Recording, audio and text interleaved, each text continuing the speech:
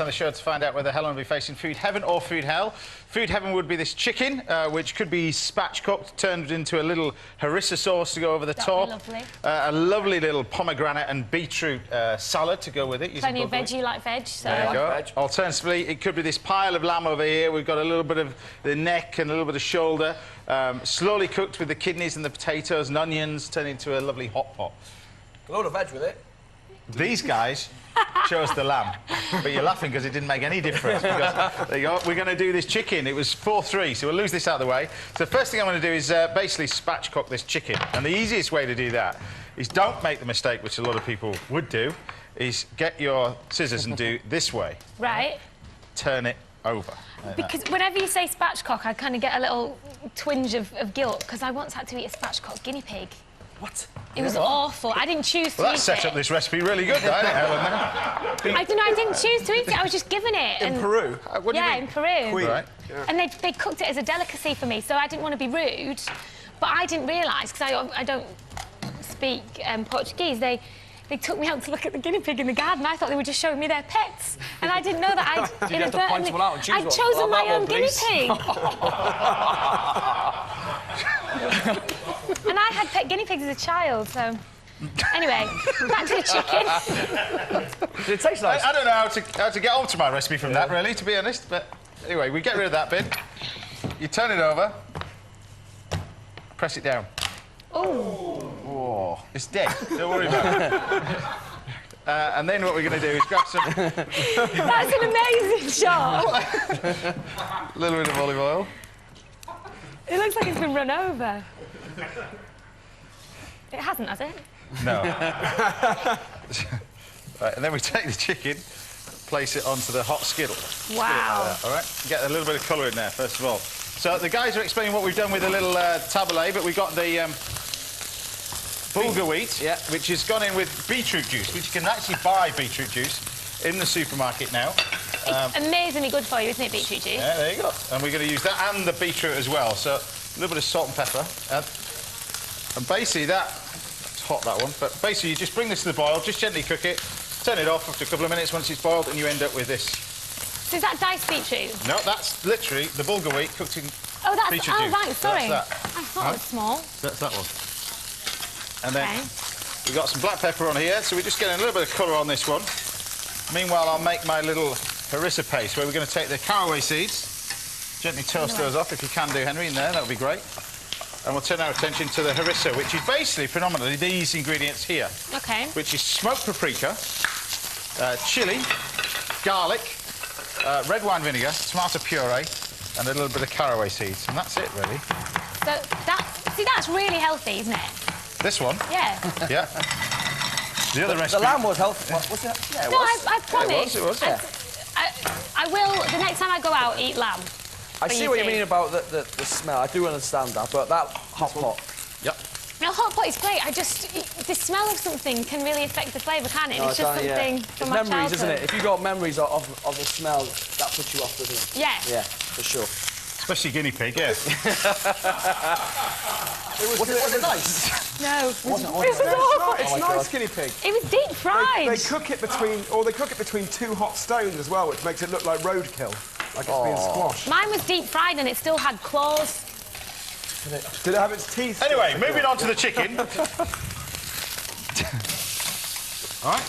Nice bit of colour on the chicken. If you haven't got one of these, can you cook it in a big pan, big frying pan? I thought you were going to say microwave again, like this, like this corn on the cob. Like the corn on the cob. Yeah, it's just a big pan, something like that. You get lots of colour on it, all right?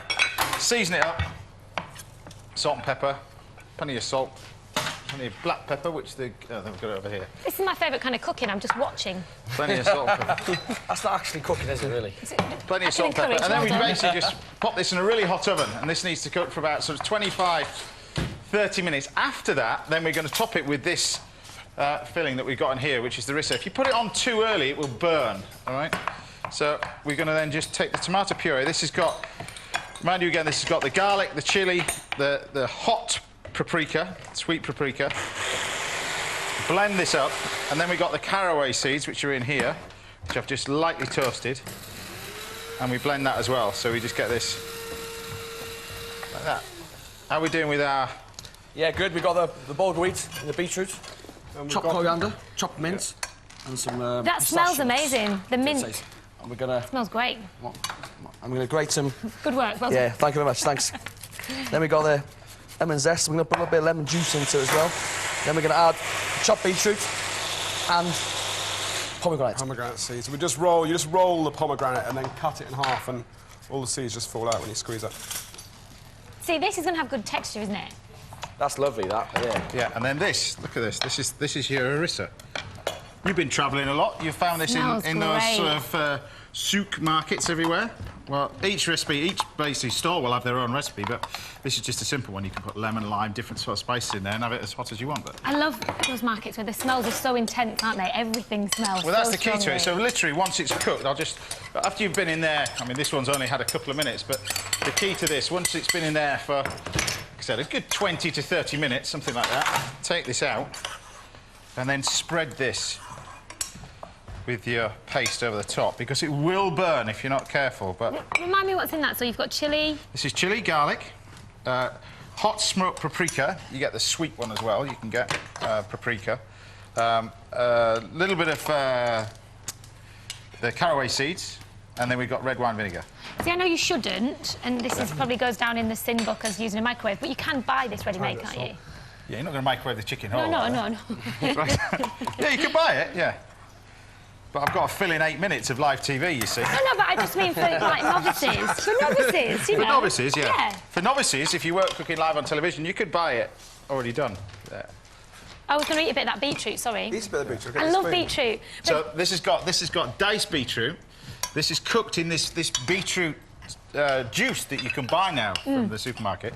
You can actually cook it in pomegranate juice, which is really nice. Could as you well. use the juice from the water that you cook the beetroot in, or would that be too musty? No, I bought the beetroot from the shop because I didn't have time. But you pop that in. Beetroot is so good, isn't it? You can put it with everything. Yeah. Beetroot and cheese, beetroot. But then you see you've got this. Wow. And what we can do is get a little bit more. You've got a bit more olive oil there. Yeah. So put plenty of herbs in there. That would be great. So whenever you put mint in something, it tastes really fresh, doesn't it? There's mint and coriander in there, actually. So there's a bit of both, just to bring out the flavour. And then, of course, you've got your chicken, which we can take this, pour this liquor over the top. So this is the spicy bit, and the way that you... Basically, the reason why we spatchcock it, really, is just cook it nice and even, but quickly as well. It's just a good way of roasting the whole bird quickly, isn't it? Just nice and Just simple. cuts the time out, really. And I'm just going to put that there to rest, because what I wanted to show you, which is in here, which is a little bit about... And you mentioned the fact you're doing BT Sport and sort of you're doing BMXing and stuff like that, are you? Yeah. I mean, I do a programme called Inspire on BBC, so that's all about sort of champion... Well, when I finished BMXing when I was a young nipper, I used to come back and watch Bullseye, so this is what you could have won. You must try it. You've got to try Just hot pot.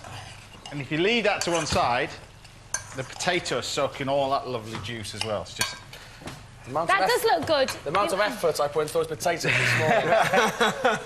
Well, don't worry, we'll have a lovely time eating it. Right, and then we'll just lift Hot this up. pots are hearty though, aren't they? And comforting. Yeah. But you know what, this, it comes a close second, the flavours, the combination of flavours, really, really good. Just simple. And then this is this... See, just the way my mind works, if I eat something that I think is good for me, I enjoy it even more. And I know that might sound geeky, but it's like guilt-free food. You know? I have the same when I eat a bacon sandwich. Yeah, I'm with you on that one. Right, there's your halloumi, and then, of course, you've got your chicken. And the whole key to this is basically you just portion it up into decent sort of chunks, so, you know, don't mess around with it too much. It's a good way to do chicken on the barbecue as well, spatchcock it. Yeah. So how quickly Cook can it you cook nice a spatchcock chicken? Half an hour? That's Yeah, taking in an about oven, yeah. 20 minutes, something like that. Same on a barbecue. You need to keep it quite high off the coals so it doesn't burn. But Okay. it's, And there you have your harissa cooked chicken, Boys, that looks beetroot amazing. and halloumi. Absolutely amazing. Have a dive into that one. Oh, this is torture. You've given me the plate, but no No cutlery. Dive into that. Okay. Get the wine out. This is delicious. Top drawer. And we had this in rehearsal as well, and Susie's done an amazing job. It's Connoisseur Viognier. It's widely available. It's 2012 vintage. It's priced at £6.63 to £7.99, so it depends where you shop. Would you always say white with chicken? No, I mean, particularly the French casseroles and stuff like that, when you cook it with red wine, nice glass of Burgundy and stuff would be lovely. Coq au vin, cooked in red wine, beautifully. That chicken, I would be slightly worried if I'd only put the chicken in the oven for that long that it wouldn't be cooked through. It's taken, after about 30 minutes in the oven, so it's about 350 degrees Fahrenheit, it's about 170, 180, and it's gone in there for about 30, 35 minutes, and then take it out, spread that harissa over the top, put it back in for another 10 minutes, and you've got that. And if you're not sure, place a knife into the leg. If the juices run out clear, no blood, you know it's cooked. So that's another way of finding out if it's cooked. There you go. Well, best of luck in the future. Blue Peter's over, but another chapter begins. Thank you very much. Thanks for having me. Cheers. Thanks Best for the of luck. delicious meal. Just don't do anything on a Saturday morning, otherwise I won't have a job. That's all for today on Saturday Kitchen Live. Thanks to Henry Dimbleby, Bryn Williams and Helen Skelton. Cheers to Susie Barry for the fabulous wine choices today. And remember, all of today's recipes are, of course, on our website. Go to bbc.co.uk/Saturday Kitchen. You can catch up with more great food tomorrow morning at 9:30 on BBC Two in another Best Bites. And if you keep watching it, you can catch up with my food map of Britain, which is repeated straight after that. In the meantime, have a great weekend and the rest of the day. Bye for now. Never off.